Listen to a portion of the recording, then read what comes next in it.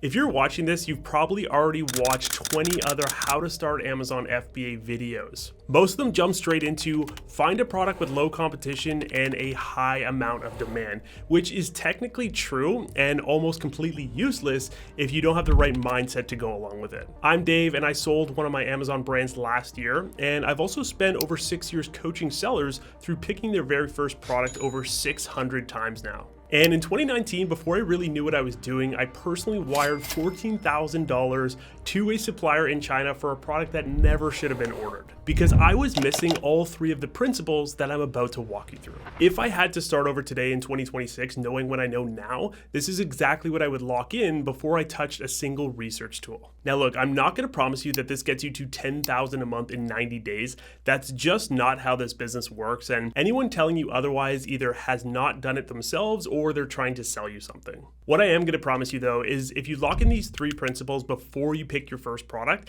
then you're going to skip about 80% of the mistakes that I certainly made and the mistakes that I've watched hundreds of other sellers make as well. And these are the ones that cost real money. Principle number one, the research funnel philosophy. Most new sellers do research like this. They find one product that looks decent, they get very excited about it, and then they start looking for reasons to say yes. They build the case for why it will work instead of looking for reasons for why it won't. That right there is the single most common reason that first products fail. And it's not because the seller is unlucky, not because Amazon is broken, but because they were doing the one product confirmation instead of the multi-product elimination. The fix for this is what I call the research funnel philosophy, and that is quantity at the top and quality at the bottom. You start with 100 product ideas, not 3, not 10, but 100, and then you're gonna aggressively narrow them down. Most of those 100 will not make it through it, and they're gonna fail on different things like competition, they're gonna fail on margin, they're gonna fail on capital requirements, and they're gonna fail because the customer reviews don't really give you any clear opportunity there. And that's exactly the point. The more you put in at the top of your funnel, the better your odds are of finding real winners at the bottom of your funnel. And the students of mine that actually launch profitable products that become profitable brands, they all do this. They're constantly filling and trimming their funnels until the best ideas surface. The students who struggle are the ones who fall in love with the first product that kind of fits, and then they just sort of force it through. Here's how this would have caught my $14,000 mistake, or a better phrase would be my $14,000 learning experience. That product right there, of course, was the only one that I was looking at. There was no comparison, there was no alternative. So when I had even small doubts, I had nothing else to compare it to. However, if I had 99 others in front of me, that one would have never survived the next part of the funnel. Principle number 2, plant seeds, not trees. When you're just starting out, do not chase products that look like towering oak trees. What do I mean by that? I mean massive markets that are dominated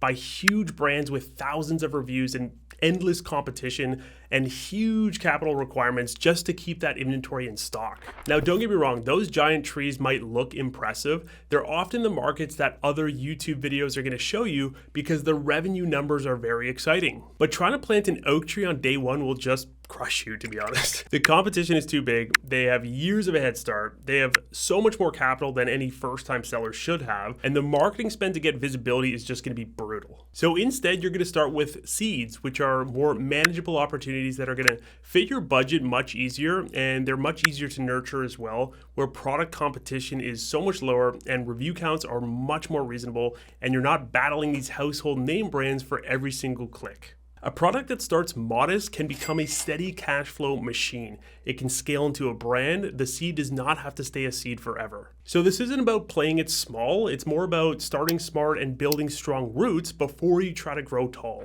The first product that I ever sold was a 4-pack of these wine bottle protectors. I won't go to the whole story there, but what I will tell you is that what made it fail was that I was simply trying to plant an oak tree. The market was so big that established sellers had thousands of reviews and owned the top of the search results. In other words, I had no shot. If I had been looking for a seed instead, I'd have found a market that I could actually be visible from day one. Principle number 3, super selling points. Every product you launch needs an SSP or a super selling point. An SSP is what makes your product stand out. And it's the exact reason that a shopper is gonna pick yours instead of picking the dozens of other lookalikes on the exact same page. So without SSPs, you're launching what I call a Me Too product. And this is the same thing that everyone else is selling. And when everyone else is selling the exact same thing, the only lever that you have left to compete with is your price. You lower your price, your competitor lowers theirs, and pretty soon you're all in a price war that nobody can win. So instead, you want to launch a me-only product. This is something unique. This is something that adds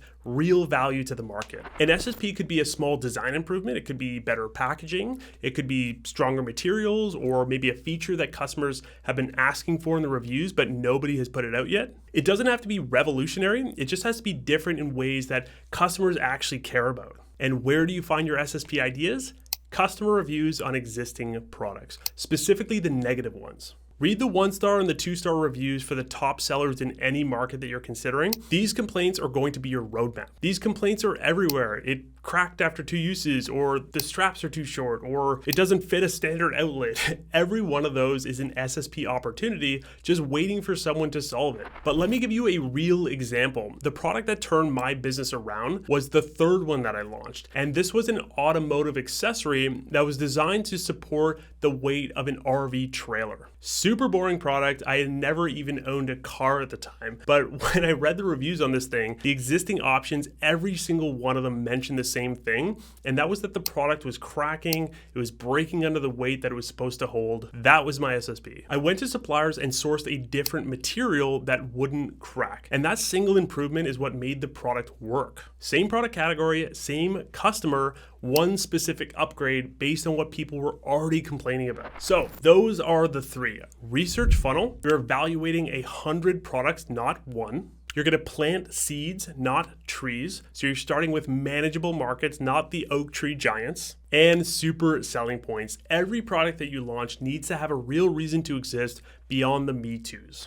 If you lock in these 3 before you touch a research tool, you're going to skip the vast majority of mistakes that sink first products. Now, they're not the whole game, of course. There's a lot more in between picking a product and actually selling it, but they're absolutely the foundation that everything else sits on. If these 3 principles resonated, the place I'd point you to next is the free Grow with FBA school community. The link is in the description below, and that's where I work through these principles in real time with my members, where you can ask, is my product idea a seed or is it an oak, and get a real answer. No upsell, no spam, just the place where beginners actually figure things out together.